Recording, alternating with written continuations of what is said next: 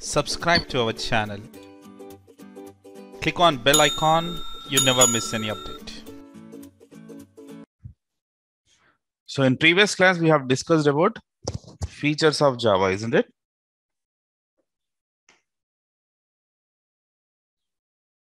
Yes, guys? Like compiled and interpreted, Yeah, yes, sir. platform dependent, object oriented, robust and secure, distributed, simple and portable, multi-threading, high performance, dynamic. All these things we have discussed in the previous session. Okay, now let us move ahead with the concept of token in Java.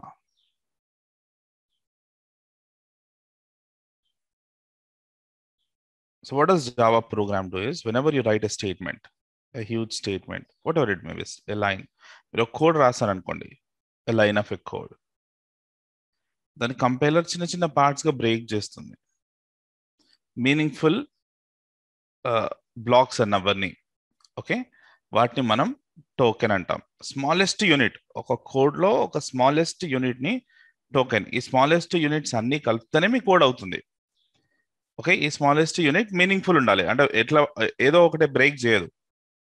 ఎక్కడి వరకు అయితే దానికి యూజో, ఏదైతే మీనింగ్ఫుల్లో అట్లా మీ కోడ్ని మొత్తం break చేస్తుంది. Okay, so ఈ టోకెన్సే మీ ప్రోగ్రామ్కి బిల్డింగ్ బ్లాక్స్. యాక్చువల్లీ మీ ప్రోగ్రామ్ అంతా మీ టోకెన్స్ తోనే రాస్తారు. ఓకే, అసలు ఏంటి ఆ టోకెన్స్, ఎలా ఉంటాయి మనం చూద్దాం. Keywords, identifiers, constants, special symbols and operators. Okay, these are the tokens in Java. Token is the smallest unit of program that is meaningful to the compiler and also known as building block of Java program. Keywords. Java keywords are some special words or some reserved words. Already ఆ keywords ని Java reserve చేసి పెట్టింది, వాటికి task కూడా assign చేసేసింది. Okay, ఇప్పుడు integer X is equal to 100 అన్నాం. ఆ ఇంట్ అనేది ఏంటి, ఒక కీవర్డ్. అది ఏం చేస్తుంది, అది ఇంటీజర్ వాల్యూని స్టోర్ చేసుకోవడానికి హెల్ప్ చేస్తుంది కదా. మనం ప్రోగ్రామ్ రాసాం కదా ఇన్ని రోజులు, పబ్లిక్ స్టాటిక్ వాయిడ్ మెయిన్. సరే, దాని అర్థం వదిలేసినా కూడా ఆ పబ్లిక్ అనేది స్టాటిక్ అనేది ఆల్రెడీ దానికి ఒక మీనింగ్ ఉంది. ఓకే, సిస్టమ్ ఆల్రెడీ డిఫైన్ చేసింది ఆ పబ్లిక్ అంటే ఏంటి, ఎవరు యాక్సెస్ చేయాలి యాక్చువల్గా మీ క్లాస్ని, మీ మెథడ్ని అని డిఫైన్ చేసేది పబ్లిక్. అది ఆల్రెడీ రిజర్వ్ చేసింది. ఇప్పుడు మీరు ఆ పబ్లిక్ తీసుకెళ్ళి నేను వేరియబుల్ లాగా యూజ్ చేసుకుంటా అంటే మనం యూజ్ చేసుకోలేం. ఓకే, మనం దాన్ని యూజ్ చేసుకోలేం, దాని ఫంక్షన్ని ఓవర్ రైట్ చేయలేం. ఇంట్ ఎక్స్ ఈజ్ ఈక్వల్ టు 100 అన్నాం అనుకోండి. సిస్టమ్ ఇంట్ X is equal to 100. Integer అనేది ఒక కీవర్డ్. ఓకే, ఇది ఏం స్టోర్ చేస్తుంది, ఇంటీజర్ వాల్యూని స్టోర్ చేస్తుంది. నేను అలా కాకుండా దీన్ని బులియన్ వాల్యూ స్టోర్ చేయలాగా చేయాలనుకుంటున్నాను, మనం చేయలేం దాన్ని, ఎందుకంటే దాని వర్క్ ఆల్రెడీ ఇంటికి అసైన్ చేసేసారు, దాన్ని మనం ఓవర్ రైట్ చేయలేము. రైట్, సో ఇలా జావాలో మనకు అప్రాక్సిమేట్గా 60 కీవర్డ్స్ ఉన్నాయి. Okay,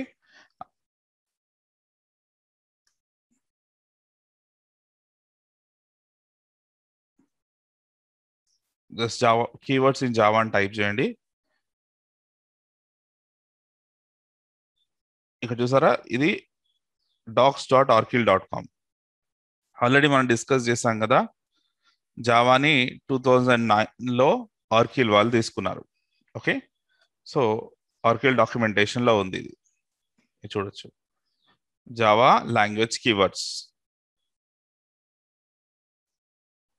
Here is the list of Java programming language. You can't use them as a keywords identifiers in your program. Identifiers అంటే చెప్తాను. చూసారా, మనం చాలా వరకు దీంట్లో యూజ్ చేసాం కూడా ఆల్రెడీ. మీకు తెలుసు కొన్ని టర్మ్స్ దీంట్లో ఉన్నవి. ఇంట్ మీకు తెలిసిందే కదా, ఇంపోర్ట్ తెలిసిందే, పబ్లిక్, ఓకే, స్టాటిక్, ఇవన్నీ చూసాం మనం. రైట్, సో ఇఫ్ కండిషన్ రాసినప్పుడు ఇఫ్, సో ఇలాంటివన్నీ ఆల్రెడీ సిస్టంలో డిఫైన్ చేసి పెట్టారు. రైట్, సో వీటిని మనం కీవర్డ్స్ అంటాం. వీటిని మనం వేరే వాటికి యూజ్ చేయడానికి లేదు. జావాలో దాన్ని దేనికైతే డిఫైన్ చేశారో ఈ కీవర్డ్స్ని, వాటి కోసమే మనం యూజ్ చేయాలి. ఇవి ఐడెంటిఫైయర్స్ లాగా ఆర్ఎల్స్ వేరియబుల్ లాగా యూజ్ చేయడానికి లేదు. Clear? Okay, guys?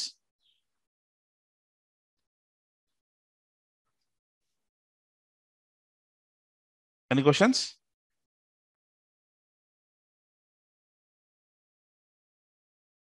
Okay, next. Tokens in Java. The next part is identifiers. Developer ఇచ్చే నేమ్స్ ని ఐడెంటిఫైర్ అంటాం. ఐడెంటిఫైర్స్ యాక్చువల్లీ డెవలపర్ డిజైన్ చేస్తాడు. These are programmer designed tokens. So ఈ టోకెన్స్ అంటే ఏంటంటే సింపుల్ గా చెప్తున్నాను, వేరియబుల్ నేమ్ అవ్వచ్చు, మెథడ్ నేమ్ అవ్వచ్చు, ఆబ్జెక్ట్ నేమ్ అవ్వచ్చు, క్లాస్ నేమ్ అవ్వచ్చు. ఓకే, మనం దేనికైనా ఒక నేమ్ ఇస్తే దాన్ని మనం ఐడెంటిఫైయర్ అంటాం. ఎందుకంటే ఆ మెథడ్ ని ఐడెంటిఫై చేయడానికి ఆ నేమ్ యూజ్ చేస్తున్నాం కదా.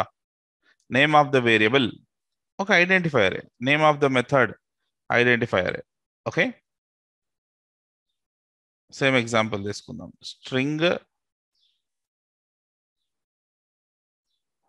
Yes is equal to selenium అనుకుందాం. ఓకే, ఈ ఎస్ అనేది ఐడెంటిఫైయర్. ఓకే, అలానే మనం జావాలో ఒక మెథడ్ క్రియేట్ చేసాం అనుకోండి, ఆ మెథడ్ ఒక ఐడెంటిఫైయర్. సో ఈ ఐడెంటిఫైయర్స్ ఏం చేస్తుంది, మనం variable names, methods, object names, anything in Java, okay, ఆ నేమ్స్ ని డిజైన్ చేయడానికి హెల్ప్ చేస్తుంది. ఓకే, కానీ ఐడెంటిఫైయర్ కి కొన్ని రూల్స్ ఉన్నాయి. ఐడెంటిఫైయర్ ఎలా రాయాలి, ఆర్ సింపుల్ గా నేమ్ ఎలా ఇవ్వాలి, వేరియబుల్ కి అయినప్పటికీ, మెథడ్ అయినప్పటికీ, ఆబ్జెక్ట్ అయినప్పటికీ, క్లాస్ అయినప్పటికీ మీరు నేమ్స్ అనేవి ఎలా ఇవ్వాలి. మళ్ళీ క్లాస్లోకి వస్తే దాన్ని ఓన్ స్పెసిఫిక్ సింటాక్స్ రూల్స్ ఉంటాయి. అలా ఆబ్జెక్ట్కి వచ్చినప్పుడు దాని ఓన్ స్పెసిఫిక్ సింటాక్స్ రూల్స్ ఉంటాయి. అవి మనం తర్వాత డిస్కస్ చేద్దాం. నార్మల్గా ఓవరాల్గా అసలు నేమింగ్ కన్వెన్షన్ అనేది ఎలా ఉండదు. Okay, identifiers are the program designer tokens. They are used for naming variables, methods, objects and classes. Java మనం identifiers can consist of A to Z. You can use lower cases and upper cases, no problem. Okay, lower cases ని accept చేస్తుంది, upper cases ని accept చేస్తుంది. Anyways case sensitive, lower case ఇస్తే lower case use చేయాలి, upper ఇస్తే upper use చేసుకోవాలి. Fine.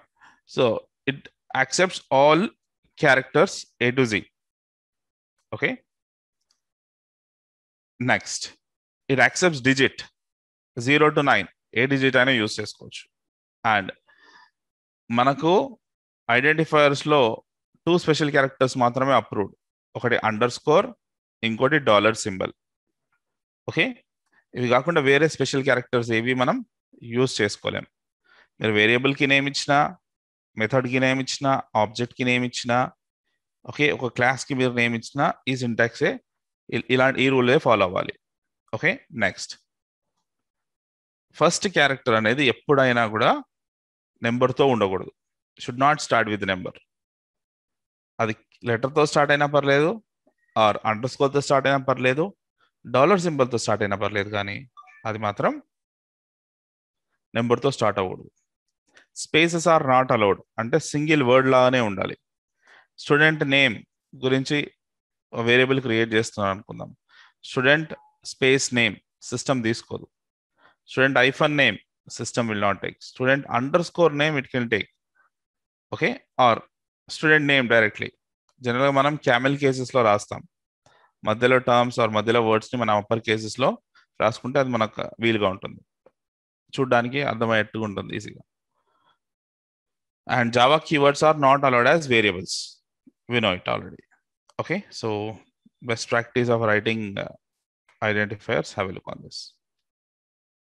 So ఇవన్నీ valid. ఇలా స్టూడెంట్ నేమ్ అనుకోండి, దీన్ని మనం క్యామెల్ కేస్ అంటాం, మధ్యలో క్యాపిటల్ లెటర్ ఇచ్చాం కదా, వాట్ ఎవర్. సో ఇక్కడ చూడండి, this is an valid identifier. Why? Because it has upper and lower cases and it doesn't have any special characters which are unapproved. So this is also valid. Special character undi కానీ ఇది approved special character. Okay, so it is starting with underscore start అవ్వచ్చు, no problem. This starting with $సింబల్ start అవ్వచ్చు, no problem. So ఇలా multiple ఉన్నాయి. Even this is also fine. Okay, invalid ఏంటి, ఇలా space ఉండడం ఇన్వాలిడ్, ఇలా ఉండడం ఇన్వాలిడ్, ఓకే, ఇలా హ్యాష్ ట్యాగ్స్ తోని తోని స్టార్ట్ చేయడం కూడా ఇన్వాలిడే. ఇలా ఫస్ట్ ఫీజ్ ఉండడం ఇవంతా ఇన్వాలిడ్. ఓకే, ఇలా ఉంటే ఇట్ ఈస్ వ్యాలిడ్. ఎప్పుడు మీరు వేరియబుల్ డిక్లేర్ చేసినా, ఎప్పుడు మెథడ్ నేమ్ యూస్ చేసినా ఈ టోకెన్స్ని, ఈ ఐడెంటిఫైయర్ని మీరు గుర్తుపెట్టుకోవాల్సిందే. Okay, next constant or literals. Literals are fixed variables in simple terms, or literals are variables with fixed values. So ఇది సేమ్ నార్మల్ వేరియబుల్ లాగానే, కానీ ఒకసారి మనం డిజైన్ చేసామనుకోండి, మళ్ళీ దానిలో స్టోర్ చేసిన డేటాని మనం అప్డేట్ చేయలేం. ఓకే, అది కాన్స్టెంట్ అయిపోతుంది, ఫిక్స్డ్ అయిపోతుంది. దాన్ని మనం కాన్స్టెంట్స్ అంటాం.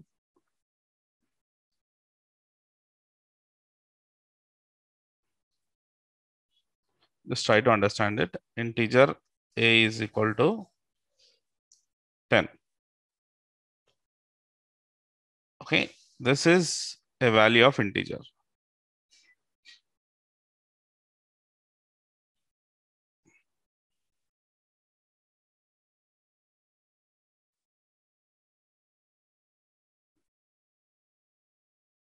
ఏ నాకు ప్రింట్ ఏమొస్తుందండి ఇక్కడ? ఏకి 10 వస్తుంది కదా. నేను ఏం చేస్తానంటే సింపుల్గా మళ్ళీ ఏకి a is equal to a plus 10 అన్నాను. ఎవరైనా ఈ ప్రోగ్రామ్ అర్థం చెప్తారండి? సో ఇక్కడ ఏం చేస్తాను నేను, ఇంటీజర్ అనే వేరియబుల్లో ఇంటీజర్ డిక్లేర్ చేయడానికి ఏ యూజ్ చేశాను. Okay, A is a variable which holds value call 10. ఇక్కడ ప్రింట్ చేసినప్పుడు ఏ ప్రింట్ చేస్తే 10 వచ్చేస్తుంది. నెక్స్ట్ ఏం చేశాను, ఆ ఏకి మళ్ళీ ఇంకో 10 కలిపాను. కలిపి ఏం చేశాను, మళ్ళీ ఆ ఏలోనే పెట్టేశాను దాన్ని తీసుకెళ్ళి. అంతే కదా, రైట్ సైడ్ ఉన్న వాల్యూ ఎప్పుడైనా లెఫ్ట్లో స్టోర్ అవుతుంది. సో ఏ ప్లస్ 1 10 ప్లస్ 10 20. ఏ వాల్యూ అనేది ఎంత అయిందండి ఇప్పుడు? 20 అయింది. ఇప్పుడు నేను ఇక్కడ సిస్ అవుట్ రాసాను అనుకోండి, నాకు వాల్యూ ఫస్ట్ 10 వస్తుంది, తర్వాత 20 వస్తుంది కదా, అవునా? So I'm just saving this. Save చేస్తాను. సేవ్ చేసిన తర్వాత ఏం చేయాలి మనం, ఎక్లిప్స్లో కూడా రన్ చేయొచ్చు. ఎక్లిప్స్లో కూడా చేయొచ్చు ఇది, కానీ కమాండ్ ప్రాంప్ట్లో చేసి చూపిస్తున్నాను మీకు.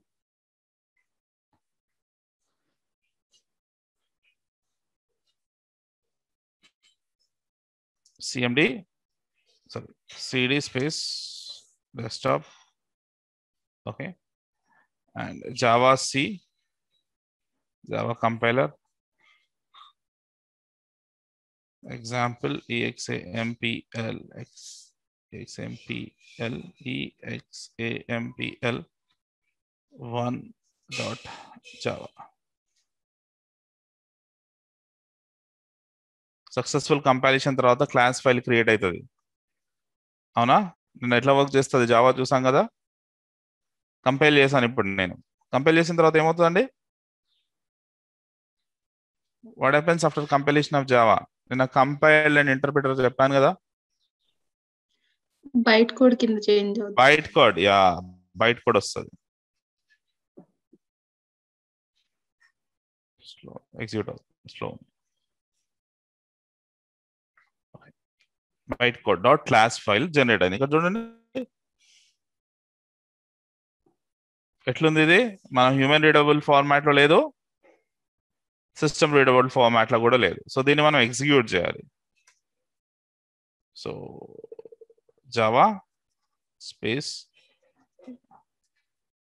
example1, ఫస్ట్ వాల్యూ 10 వచ్చింది, తర్వాత వాల్యూ 20 వచ్చింది. This is fine, no problem కదా. సో ఇక్కడ మళ్ళీ నేను క్లాస్ ఫైల్ డిలీట్ చేసేస్తున్నాను. క్లాస్ ఫైల్ డిలీట్ చేస్తున్నానండి. .java ఫైల్ ఏదైతే ఉందో మళ్ళీ ఓపెన్ చేద్దాం. సరే, ఇక్కడ నేను ఏం చేశానంటే ఇంట్ ఏ ఈజ్ ఈక్వల్ టు డిక్లేర్ చేసినప్పుడు దీన్ని ఫైనల్ అన్నాను. Final, save it. Okay, and ఇప్పుడు మళ్ళీ కంపైల్ చేస్తున్నాను. Compilation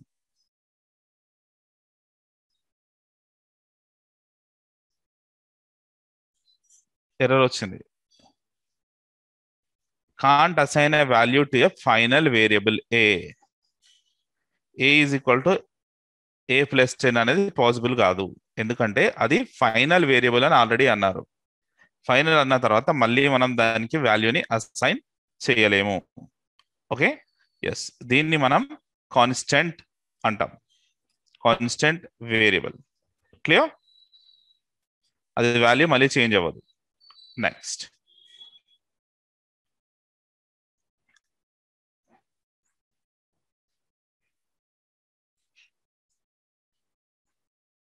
constant. Literals are variable with fixed value, right? So a is equal to 10 అంతా ఫిక్స్డ్ వాల్యూ అంతే. Final final int a is equal to 10 అంటే అది ఫిక్స్డ్ వాల్యూ, అది change అవ్వదు. Same normal వేరియబులే, కానీ మనం ఫైనల్ లేకుండా నార్మల్గా రాసినప్పుడు ఏమన్నా ఆ వెబ్ ఉన్న వేరియబుల్కి 10కి మళ్ళీ 10 యాడ్ చేసాం, 20 అయింది. కానీ ఇక్కడ మనం చేయడానికి లేదు. Next, separators are some special symbols. Okay, yes, Sandesh మీరు అడిగింది ఇదే. మనం ప్రోగ్రామ్ లో రాసేటప్పుడు కొన్ని స్పెషల్ సింబల్స్ వాడతాం కదా, అవునా సార్? ఇవి వీటి గురించే కదా మీరు అడిగింది? ఎస్, అవును. అవేమో వేరియబుల్ నేమ్లు డిక్లేర్ చేయడానికి, ఓకే, వాటి కోసం యూజ్ చేసేటివి. ఇవేమో మీ ప్రోగ్రామ్ లో వాడేటివి. ఈ ప్రోగ్రామ్ లో ఈ స్పెషల్ సింబల్సే వాడతాం మనం. బ్రాకెట్స్, అరేని డిక్లేర్ చేసేటప్పుడు ఇలాంటి బ్రాకెట్స్ వాడతాం. ఓకే, పారెంథసిస్, ఒక ఫంక్షన్ ని కాల్ చేసేటప్పుడు పారెంథసిస్ యూజ్ చేస్తాం. బ్రాకెట్, కోడ్ బ్లాక్, కోడ్ ఇక్కడ స్టార్ట్ అయ్యి ఇక్కడ ఎండ్ అయిందని చూపించాను చూసారా, code start and end blocks, ఇవి బ్లాక్స్ అంటాం మనం. ఈ బాక్స్ ని డిక్లేర్ చేసేటప్పుడు ఈ బ్రేసెస్ యూజ్ చేస్తాం, రైట్? సపరేటర్స్, జనరల్ గా కామా యూజ్ చేసి సపరేట్ చేస్తాం. ఇంకా మనం సపరేటర్స్ ఒక్కటి చూడలేదు, ముందుకెళ్తే చూస్తున్నాం. ఎప్పుడైనా స్టేట్మెంట్ ఎండ్ చేసేటప్పుడు సెమీకోలన్ యూజ్ చేస్తాం. ఓకే, ఇక్కడ చూసారా ఈ బ్రాకెట్స్, వీటిని మనం అరేస్ డిక్లేర్ చేసేటప్పుడు యూజ్ చేస్తాం. ఓకే, ఒక మెథడ్ ఇక్కడ చూసారా, ఇక్కడ మనం ఏమైనా డేటాని ప్రాసెస్ చేయాలన్నా, ఒక మెథడ్ ని కాల్ చేయాలన్నా కూడా ఈ బ్రేసెస్ యూజ్ చేస్తాం. ఓకే, ఎక్కడైతే మనం స్టేట్మెంట్ ఎండ్ చేస్తున్నామో అక్కడ సెమీకోలన్ యూజ్ చేస్తున్నాం. సెమీకోలన్ ఎందుకు యూజ్ చేస్తామంటే స్టేట్మెంట్ ఎండ్ చేయడం కోసం, రైట్? ఎస్, కామా ఒకటి, as we go in will say it. Braces చూడండి, క్లాస్ ఇక్కడ స్టార్ట్ అయింది, క్లాస్ ఇక్కడ ఎండ్ అయింది, ఈ బ్లాక్. అలానే మెయిన్ మెథడ్ ఇక్కడ స్టార్ట్ అయింది, మెయిన్ మెథడ్ ఇక్కడ ఎండ్ అయింది. ఇఫ్ ఇక్కడ స్టార్ట్ అయింది, ఎల్స్ ఇక్కడ స్టార్ట్ అయింది. అలా ఈ ఫ్లవర్ బ్రేసెస్ మనకు హెల్ప్ చేస్తాయి బ్లాకేజ్ లాగా క్రియేట్ చేసుకోండి, క్లోడ్ బ్లాక్స్. ఇవి మనం కోడ్ రాయడానికి సపరేటర్స్. అర్థం అవ్వాలి కదా కోడ్ మనకి, ఆ గ్రూప్ ఆఫ్ కోడ్ ని డివైడ్ చేయడానికి యూస్ చేసే స్పెషల్ సింబల్స్. ఇవి తప్ప ఇంకా వేరే సింబల్స్ యూస్ చేయడానికి లేదు. Next, operators in Java. Operators అనగానే ఇవి కూడా కొన్ని స్పెషల్ సింబల్స్ అండి. ఒక 2 ఇంటీజర్స్ ని యాడ్ చేయాలి. నేను ఒక ఆపరేటర్ యూస్ చేశాను, మనకు తెలియకుండానే ఒక ఆపరేటర్ యూజ్ చేసాం. ఇప్పుడు ఏంటది? ప్లస్ అనే ఆపరేటర్ కదా, ఇది ఒక ఆపరేటర్, ఒక స్పెషల్ సింబల్. ఏం చేస్తుందండి ఇది? 2 వేరియబుల్స్ ని ఈ ప్రస్తుతానికి అయితే 2 ఇంటీజర్స్ ని యాడ్ చేస్తుంది. ఓకే, మైనస్ అంటే మైనస్ చేస్తుంది, ఈ ఆస్ట్రిక్ ఇస్తే మల్టిప్లై చేస్తుంది. ఇవన్నీ స్పెషల్ సింబల్స్. ఈక్వల్ టు అనుకో, ఇది కూడా ఒక సింబల్. ఈక్వల్స్ టు ఏం చేస్తుంది? 10 అనే వాల్యూని ఏలో పెడుతుంది. ఎస్, ఇక్కడ ఈక్వల్స్ టు a ఇంటూ 10 100 వస్తుంది. 100 వాల్యూని తీసుకొచ్చి ఏలో పెడుతుంది. ఈక్వల్ టు కూడా ఒక స్పెషల్ సింబలే, అది కూడా ఒక ఆపరేటరే. ఓకే, జావాలో మనం యూజ్ చేసే కొన్ని ఆపరేటర్స్ ఉన్నాయి. ఓకే, కొన్ని స్పెషల్ సింబల్స్. యునరీ ఆపరేటర్ అని, arithmetic, shift, relational, bitwise, logical, ternary, assignment operator. దీంట్లో మనం కోర్సులో చూసేది ఏంటంటే arithmetic operator, relational operator, logical operator, assignment operator. ఇవి మనకు చాలా ఇంపార్టెంట్. ఓకే, ఈ ఆపరేటర్స్ మనం కోర్సులో కంప్లీట్ గా ఇన్ డెప్త్ గా చూద్దాం.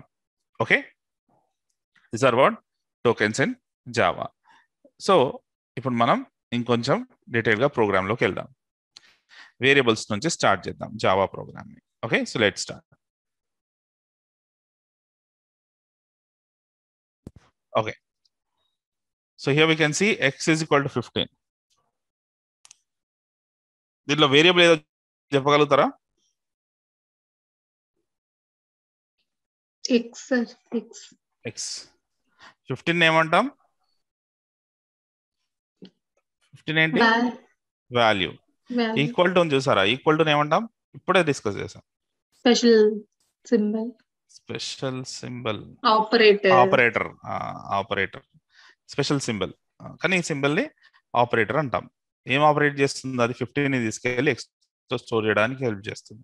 అసైన్మెంట్ ఆపరేటర్ అంటాం మనం దాన్ని. Okay, so X is a variable, 15 is a value. So I'm storing initial value. ఇది అప్డేట్ చేయొచ్చు కదా మనం వాల్యూని. ఎక్స్ ఎప్పుడు 15 ఉండదు కదా, దాన్ని అప్డేట్ చేసి చూసాం కదా. ఫైనల్ అని రాకపోతే అప్డేట్ చేయొచ్చు, ఫైనల్ అని రాస్తే అప్డేట్ చేయలేదు, అంతే. So x is equal to 15. అసలు యాక్చువల్గా మెమరీలో ఎలా స్టోర్ అవుతుంది చూద్దాం. ఇది మెయిన్ మెమరీ అనుకుందామండి. మెయిన్ మెమరీ మీ సిస్టంలో ఉన్న మెయిన్ మెమరీ, ర్యామో రోమో వాట్ ఎవర్. ఓకే, సో నేను ఎక్స్ ఇస్ ఈక్వల్ టు 15 అనగానే అది ఒక స్పేస్ అలొకేట్ చేస్తుంది. మెయిన్ మెమరీలో మనకు కొంచెం స్పేస్ అలొకేట్ చేస్తుంది. ఓకే, ఆ స్పేస్ పేరు ఎక్స్ అండి, దాని లోపల ఉన్న వాల్యూ కాదా. ఏదైతే మన కోసం ఒక మెమరీ అలొకేట్ చేసి పెట్టిందో మెయిన్ మెమరీలో, చిన్న ముక్క మన కోసం తీసి పెడుతుంది. ఆ చిన్న పార్ట్ ని మనం ఎక్స్ అనే నేమ్ ఇచ్చి పెడుతుంది దానికి. నేను ఎక్స్ ని కాల్ చేసినప్పుడు దాని లోపల 15 ఉన్నా వస్తుంది, 500 ఉన్నా వస్తుంది. Understand it. ఓకే, దాని లోపల ఉన్న వాల్యూకి సిగ్నిఫికెన్స్ లేదు, ఏమని ఉండొచ్చు దాని లోపల. Okay, the name of the variable is name of that particular location. మీకు ఏదైతే స్పేస్ అలొకేట్ చేసిందో ఇంటర్నల్ గా మెమరీలో, ఓకే, ఆ స్పేస్ పేరు ఎక్స్, దాంట్లో ఉన్న వాల్యూ 15. ఇలా ఉంటుంది ప్రోగ్రామ్ ఇంటర్నల్లో. Okay, next. కానీ జావాకి ఎక్స్ ఇస్ ఈక్వల్ 15 అని ఇస్తే ఇట్ ఈస్ నాట్ సఫిషియంట్ అండి, not at all sufficient. Okay, జావాకి డెఫినెట్ గా మనం డేటా టైప్ చెప్పాలి. అది ఇంటీజరా, స్ట్రింగా, బులియనా, అసలు ఏంటి ఎక్స్ అనేది ఏంటి? ఎక్స్ ఇస్ ఈక్వల్ 15 అది నెంబర్, ఒక ఇంటీజర్, అది నాకు తెలుసు. కానీ సిస్టమ్కి చెప్పాలి ఫస్టే. చెప్తే ఏంటంటే దానికి సంబంధించిన స్పేస్ అది క్రియేట్ చేసి పెట్టుకుంటుంది. చెప్పాను కదా, స్ట్రింగ్ అనుకోండి వేరే రకమైన స్పేస్ క్రియేట్ చేసి పెట్టాలి, అది బులియన్ అనుకోండి వేరే రకమైన స్పేస్ క్రియేట్ చేసి పెట్టాలి మెయిన్ మెమరీలో. సో మనం చెప్పేదాన్ని బట్టి అది స్పేస్ క్రియేట్ చేసుకుంటుంది అక్కడ. ఓకే, సో అందుకే మనం డిఫైన్ చేయాలి జావాలో. కొన్ని ప్రోగ్రామింగ్ లాంగ్వేజ్లో అవసరం లేదు, వీబీలో అవసరం లేదు, పైథాన్లో అవసరం లేదు. It works. X equal to 15 అంటే తీసేసుకుంటుంది. ఓకే, ఇది ఇంటీజర్ అనుకుంటుంది. జావాలో అనుకోదు, చెప్పాలి జావాకి ఏంటి ఎక్స్ అనేది.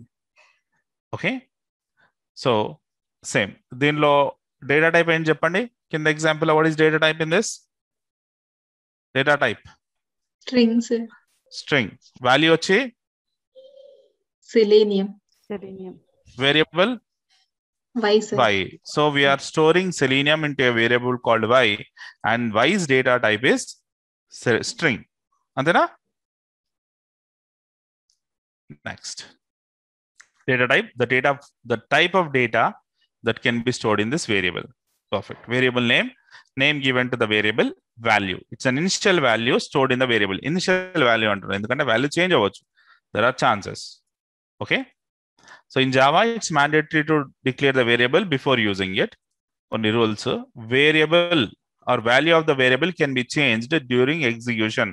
Obviously yes, మనం ఇప్పుడు చూసాం కూడా. ఫస్ట్ ఇనిషియల్ గా 10 డిక్లేర్ చేసి మళ్ళీ దానికి ఇంకో 10 యాడ్ చేస్తే ఆ ఏ వాల్యూ 20 అయింది. ఫస్ట్ 10 ఉండే 20 అయింది, చేంజ్ అవుతుంది. వేరియబుల్ వాల్యూ మనం చేంజ్ చేసుకోవచ్చు. Okay, syntax rules. Okay, the same syntax rules. అక్కడ ఏవైతే మనం ఐడెంటిఫైయర్స్ లో చెప్పుకున్నామో. ఓకే, ఐడెంటిఫైయర్స్ లో what is identifier? Method name కానీ వేరియబుల్ నేమ్ కానీ క్లాస్ నేమ్ కానీ మనం డిఫైన్ చేసేటప్పుడు యూజ్ చేయాల్సిన రూల్స్ ఏంటి? That is what variable names. Again same, it takes A to Z, lower to upper cases, 0 to 9, underscore or double symbol it will take, because it is also one of the, ఇది కూడా ఒక identifier కదా, variable name కూడా ఒక ఐడెంటిఫైయరే. So దానికి rule వర్తిస్తాయి. అవేమో common గా చెప్పాను, ఇదేమో స్పెసిఫిక్ గా దీనికి. Okay, spaces are not allowed, maximum length is 64 characters, Java keywords are not allowed as variables, spaces are also not allowed. The same rules here also applicable for this. Class name create చేయడానికి సేమే, ఇంకో additional rule ఉంటుంది class name create చేయడానికి.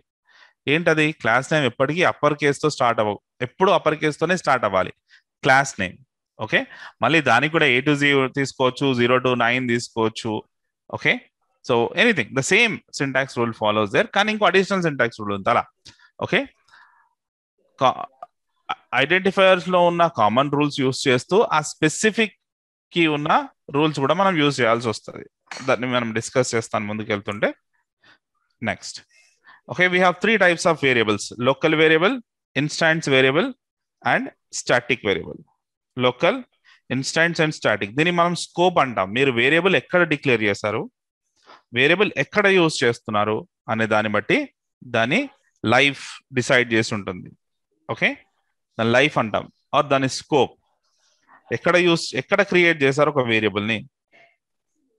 Okay, ఆ create చేసిన ప్లేస్ని బట్టి, ఆ క్రియేట్ చేసిన టెక్నిక్ని బట్టి దాని లైఫ్ ఏంటి, అది ఎవరు యూజ్ చేయొచ్చు, ఎక్కడ యూజ్ చేయొచ్చు అనే దాన్ని మనం స్కోప్ అంటాం. ఓకే, 3 types of వేరియబుల్స్ ఉన్నాయి మనకు: local variable, instance variable and static variable. ఇన్స్టాంట్కి స్టాటిక్కి పెద్ద డిఫరెన్స్ లేదు. ఓకే, ఇన్స్టాన్స్ వేరియబుల్లో ఏంటంటే స్టాటిక్ అనే కీవర్డ్ ఉండదు, స్టాటిక్ వేరియబుల్లో స్టాటిక్ అనే కీవర్డ్ ఉంటుంది. ఓకే, ఆ రెండింటి మధ్యలో డిఫరెన్స్ ఏంటి అది లీజర్గా మనం ముందుకు వెళ్తుంటే చూస్తాం. Okay, local variable, instance variable and static variable. Okay, these are the 3 kinds of variables what we have. Okay, so fine, we'll end it here. It takes some time to complete up 3 variables. మనం ఉన్న time లో ఇప్పుడు చూడలేం 5-10 minutes లో. So better we'll close it here, and tomorrow we'll start with types of variables. Tomorrow we'll talk about data types. Okay, operators. Okay, ఇప్పటి వరకు మనం ఏమైతే డిస్కస్ చేసామో అవి చూద్దాం. Condition statement, else, loops, all these things we are going to see in our coming classes. Okay na? Yes.